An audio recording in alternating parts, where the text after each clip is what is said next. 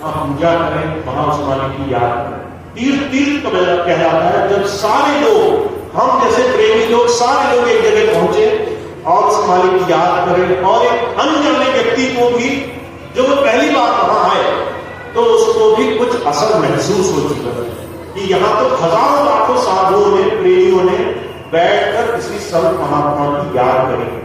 तो ये जो आश्रम है आपका, ये गुरुद्वारा है, गुरु घर है। और मैं चाहता हूं कि जब आप यहाँ आया करें तो यहाँ पर आप दूसरी बातें मत किया करें। आप यहाँ निंदा करें, चुगली करें, इसकी बुराई करें, उसकी बुराई करें, किसी की आप गलतियां निकालें, ये आपका काम नहीं है। आप बड़े पवित्र काम के लिए आए हैं। अगर आपको भगवान ने किसी भी तरीके से इस तरह का औहदा दिया होगा कि जाओ तुम जाकर लोगों के फैसले करो, तुम्हें थानेदार बना दिया, तुम्हें जज बना दिया, तुम्हें हमने काम सौंप दिया कि जाओ लोगों के ऊपर लाठी बरसाओ, तो आप ये काम करो। और ये काम आपका और हमारा नहीं, हमारा काम है अपने मालिक को याद। अगर गुरु को किसी को दंड देना हो, सजा देनी हो, तो उसको आपकी जरूरत पड़ेगी क्या? वो आपसे पूछेगा कि जाओ तुम जाकर के मेरे बदले किसी को जाकर गाली सुनाना था। जिसको देना होगा वो अपने आप देगा। आप अपने हाथ पैर, अपना मुख, अपना मन, चित्त, इन सब चीजों में लगाकर सिर्फ अपना समय बर्बाद करो। तो मैं आपको एक चीज कहना चाहता हूँ, गुरु घर में आए तो ना किसी की बुराई सुने, ना किसी की बुराई करें। और करने का बहुत मन अंदर से उबाल मार रहा हूं कि आज हमें तो किसी को गाली देनी ही।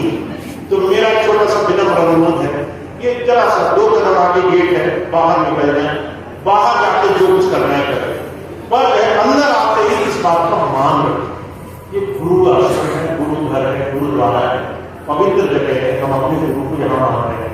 तो ये सब यहाँ ना करें, क्योंकि अगर आप ये करेंगे और दूसरा आपको बैठकर उसे सुनेगा तो आपको क्या मिलेगा ये आप सोच ही सकते हैं। फिर आप मुझसे शिकायत करें, स्वामी जी से शिकायत करें कि स्वामी जी हमारा तो मन नहीं लगता, हमारा तो भला नहीं होता। तो स्वामी जी कौन सा भला करने वाला? वो कहेंगे कि तुम खुद ही गलत काम कर रहे हो और मुझसे उम्मीद रख रहे हो कि मैं तुम्हारा भला कर रहा हूँ। स्वामी जी कहा करते थे कि मैं बनिया हूँ, ठगी का सौदा नहीं करता। तो आप ये सोचें कि अगर आप खुद ठगी के काम करेंगे तो वो भी भला नहीं करेंगे। तो आप एक चीज की मर्यादा जरूर रखें। ये गुरु घर है, गुरुद्वारा है। अगर आप यहाँ आ ही गए तो प्रेम से अपने मालिक को याद करें, जिस रूप में आप चाहें करें। मैं ये नहीं कहता कि आप किस रूप में करें, कम से कम अपना तो भला करें। और आप यहाँ एक दिन गुजारें, 1 घंटा गुजारें, 1 मिनट गुजारें, तो आपका अच्छा लगता है। तो इसके लिए मैं एक और अनुरोध करूंगा, आप सबका एक छोटा सा दायित्व भी है। जितने भी हमारे सत्संगी भाई हैं, अगर कोई बुराई करता हुआ मिले तो हाथ जोड़कर उसे कहें, भाई साहब ये करना है तो आप बाहर चले जाए। बाहर दुनिया में बहुत जगह है, पर हमारे गुरु आश्रम में ये करना। तो आपको ये मर्यादा रखनी होगी, आपको ये मर्यादा रखनी होगी। अगर आप खुद दूसरों की बुराई सुनेंगे, हामी भरेंगे, तो कहीं ना कहीं स्वामी जी ये न समझ बैठे कि भाई तुम भी शामिल थे उसमें। क्योंकि अगर 10 शराबी हो, 11 बिना शराब पिए बस उनके साथ बैठा करे तो वो भी शराबी कहलाता है। इसलिए न सोचना कि 10 की बात सुन करके आप भी चुपचाप बैठे रहे तो आप भी किसी अच्छे लोगों में गिने जाओगे, वहां भी गलती उन्हीं में हो जाएगी।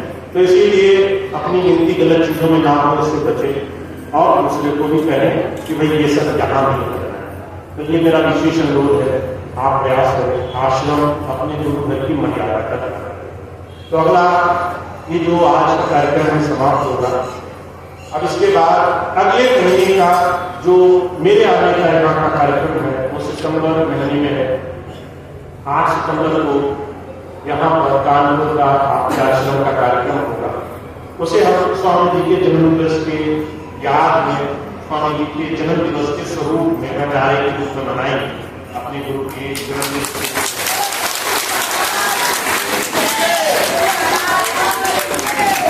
तो अभी से आप सबको सूचना कर दें, आप भी उस दिन का दिन अपना खाली रखें, आप यहाँ आए और जैसा भंडारा बनाते थे वैसे ही भंडारे के रूप में आप अपने काम को दे लें और भव्य रूप में अपने गुरु के जन्म दिवस को मनाएं। तो ये एक विशेष बात है, आप उसका ध्यान रखेंगे।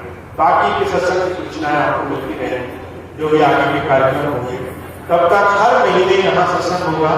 अगस्त का जो महीना है जिसमें सत्संग की तिथि है लगी दीक्षित साहब सिखाऊंगा वो अभी आपको बताएंगे। और उस महीने के सत्संग पर आप जैसे आते हैं वैसे आए, वो प्रेम भाव से आकर समय सहयोग करें और गुरु की याद में। अब इतनी बात कहते आज का कार्यक्रम समाप्त होगा, एक प्रार्थना होगी, उसके बाद लंगर प्रसाद और सत्संग